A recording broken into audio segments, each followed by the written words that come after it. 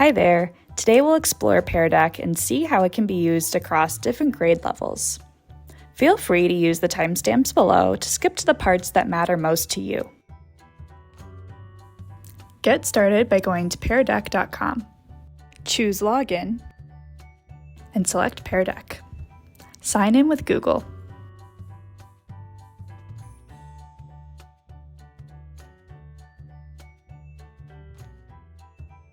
Choose Teacher, your name, and allow permissions. Now that we're signed into the Pear Deck website, we'll make sure the Google Slides extension is ready to go. Do this by going to Google Slides and either open a new presentation or get a previous one that you have editing rights to. At the top, you'll go to Extensions, Add-ons, Get Add-ons. Search for Pear Deck and click Install. Sign in to Google and accept permissions.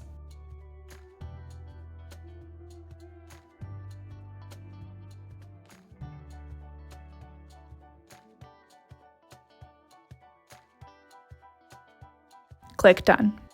We'll go back to Extensions to check that Pear Deck is there now. And just because it's our first time setting this up, we'll start the extension to accept any other permissions we may need.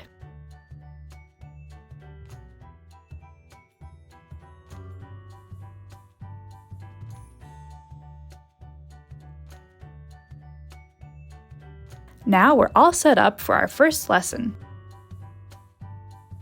There are several ways to create a lesson. I'll demonstrate the different options. You can create Google Slides from scratch,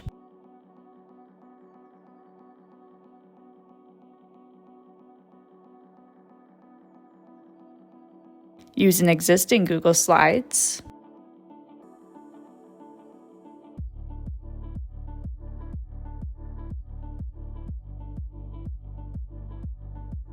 or convert a document.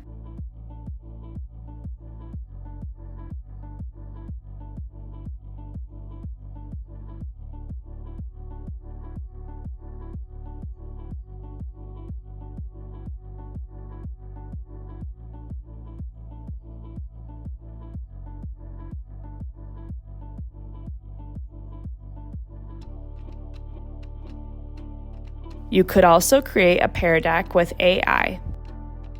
You can start based on a topic, standard, article and website, or file. We'll do a quick example here.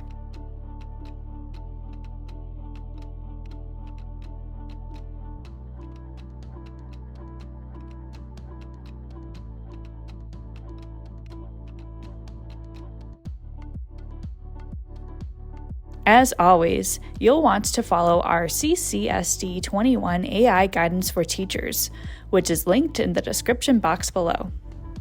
According to our guidance, we should review these slides and make our own final edits before sharing this with students just to check that it's accurate and appropriate for our class. If you'd rather just do a single quick activity, you can also use the Quick Prompts button to instantly start a single Pear Deck activity without having to completely start a new Google Slides from scratch. If you're looking for content from other users, you can check out the district library, which contains lessons from other CCSD 21 teachers. We'll show you how to add your own lessons to this library later in the video. Finally, you can also explore the Content Orchard, which is the public library with lessons made by Pear Deck and other partnered organizations. When you have a Google Slides ready to go, you can choose from the following activities. Text is the first option. This allows students to type an answer. I would type a question on the actual slide here, and students will submit the answer like this.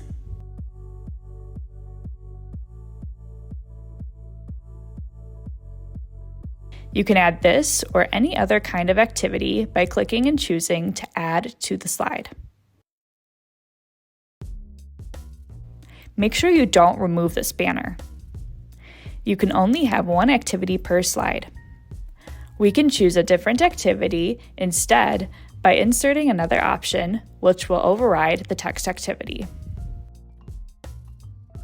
Poll is next. This allows us to type up to 26 choices. Students will choose one or more of these options and will get to see a pie chart of all the students' results when this lesson is live. This is a great activity for a warm-up question.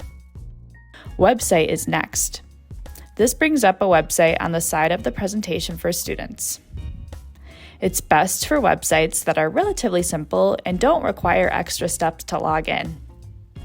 I'd suggest using an online article for this kind of activity. Or you could try a Google Maps or YouTube link. If you're using one of those, make sure you're using the embed link.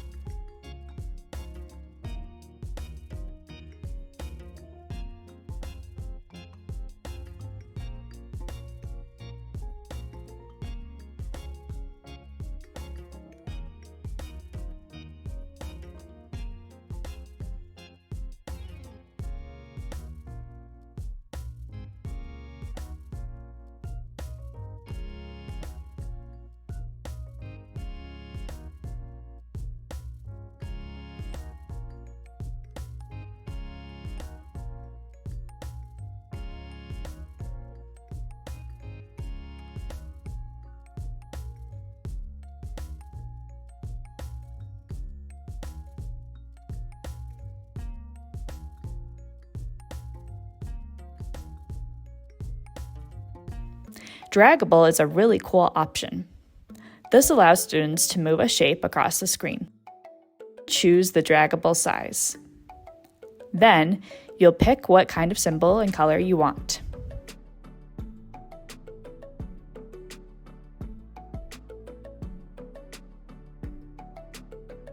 Move the shape to your desired starting point, and then you can either add another draggable or click Add to Slide to save.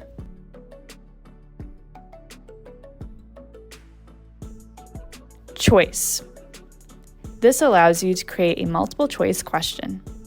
You can have one or more correct answers and even assign points.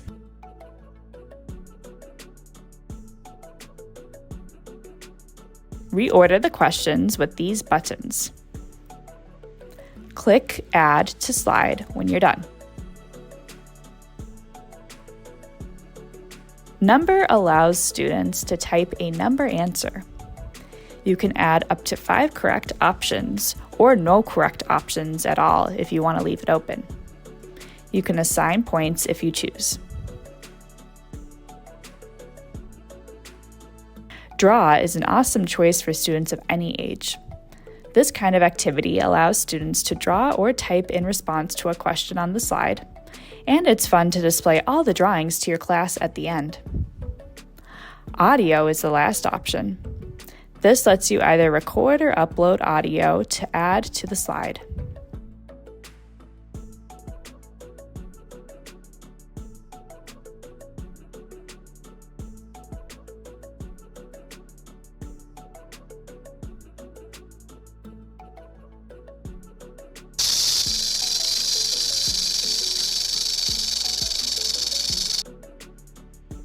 You may have noticed that there's a button to add a slide template.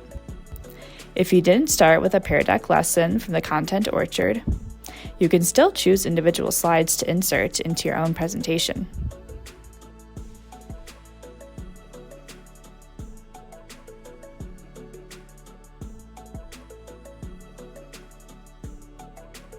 This lesson looks great.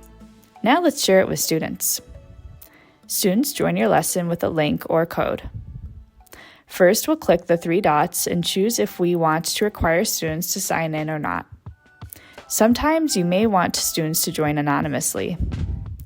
Maybe you have young students who don't know how to sign in with Google, or you want students to feel confident submitting answers without having their names attached to them.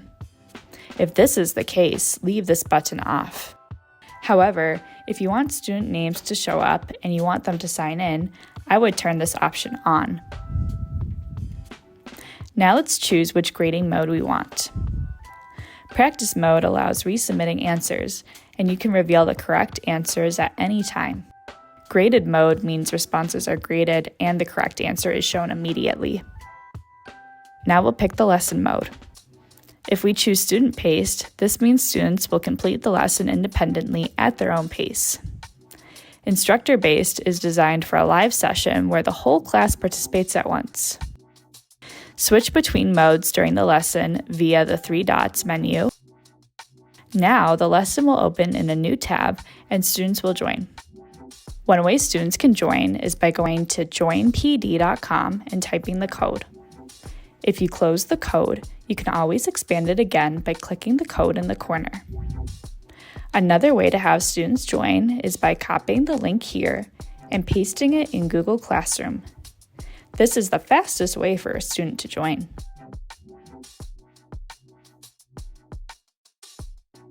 Or make an assignment and use the Google Classroom Pear Deck add-on.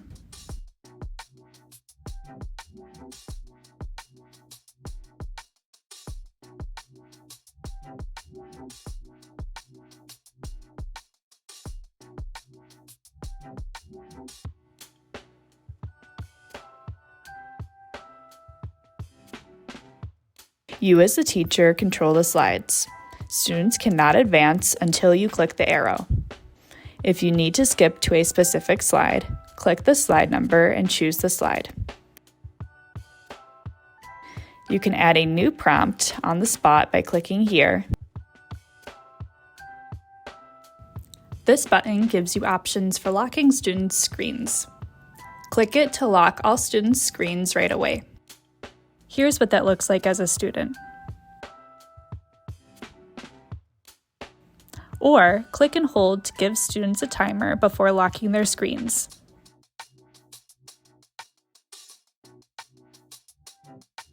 Like this.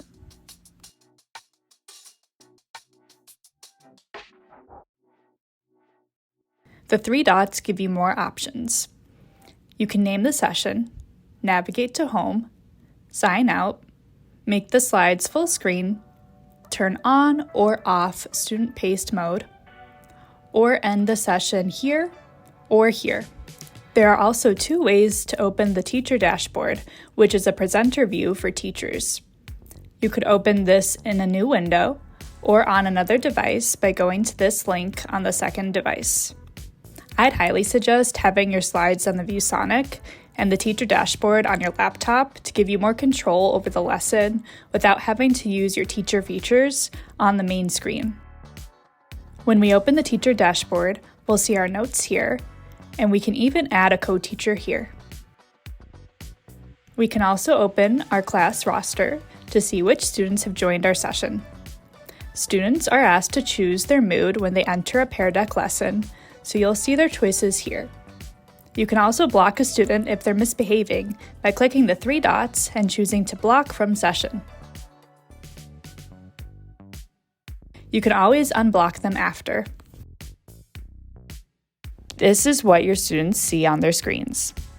As you can see, students will complete the activities, and you as a teacher can display their results on the screen. Choose between a list layout, grid layout, or overlaid layout. Clicking a response in the grid will highlight it. When you're done with the session, you'll click End and give it a name if you haven't already. There are different options to share the responses with students. Otherwise, feel free to open the Reflect and Review for yourself. When you're here, you can view responses from individual students. Clicking Dashboard lets you see all the responses at once. You can click the 3 dots to reopen the session and even export the data to a spreadsheet. When you're in Google Slides in the future, you can also access previous sessions by clicking the 3 dots and Session History.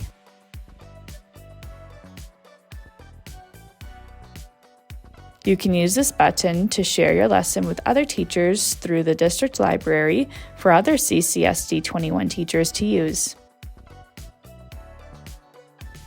You may be wondering how to use Pear Deck with your specific students. Here are some great ideas about how to use Pear Deck's activities for all kinds of students. For starters, if you're using Pear Deck in a special education classroom, you may want to consider logging in as a student on your ViewSonics Chromebox so students can walk up to the board and use the drawing activities. Here are some examples from a morning calendar activity. You could also use the draggable activity to have students mark a calendar. In kindergarten and first grade, I'd suggest keeping activities relatively simple and have students join with a link. You could ask students to draw an answer, use several draggables to order pictures, and even have students practice tracing letters. For grades 2 through 5, you can include Google Maps embedded like this, or hyperlinked like this. Try short response questions, maps, math problems, and embedded videos. For grades 6 through 8, you can use any of the activities we previously covered, as well as the text feature in the drawing activity to have students type longer responses. Pear Deck has lots of fun templates to choose from. Thanks for watching. Be sure to like this video and subscribe so you don't miss our next tutorial.